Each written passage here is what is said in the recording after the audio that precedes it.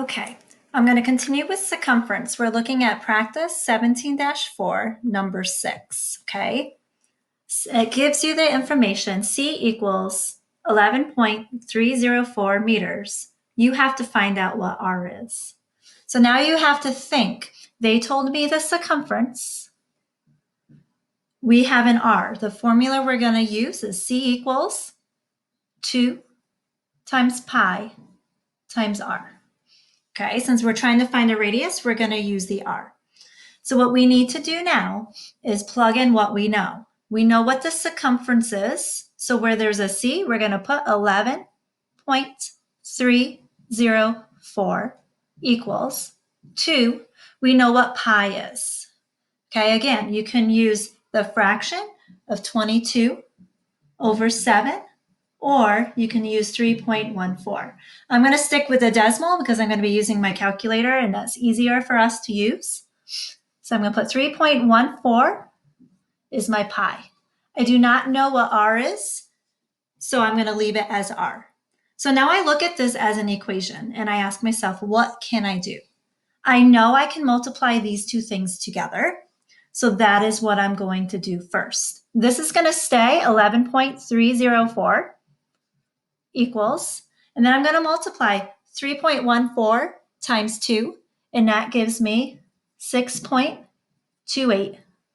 I do not know what R is. So when I look at this equation, it tells me 11.304 equals 6.28 times R. And I know how to solve this equation because I need to undo it. I'm asking myself, what times 6.28 is going to give me this? So to figure that out, I do the opposite, and I'm going to solve for R because I want to get R by itself. So I get rid of the 6.28 by dividing, because the opposite of multiplying is to divide. That's called the inverse property. So I'm going to divide both sides. Remember, if I were to divide 6.28 divided by 6.28, they cancel out, and I'm left with an R.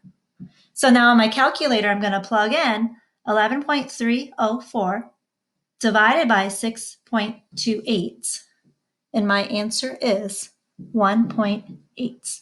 And my label, if I go back up here at the information, my label is an M. So R equals 1 8/10 of a meter. Okay, so when you're doing problems and they're giving you the circumference and they want to find the radius, you're going to use this formula. What if, for example, on number 5, they want you to find the diameter? So the formula you would use for the diameter wouldn't be this. It would be C equals pi times D. So there's two formulas that you really, really need to know for finding the circumference. That is this one here, 2 pi r. We use the r because that's what we're trying to find. Or you can use C equals pi times D.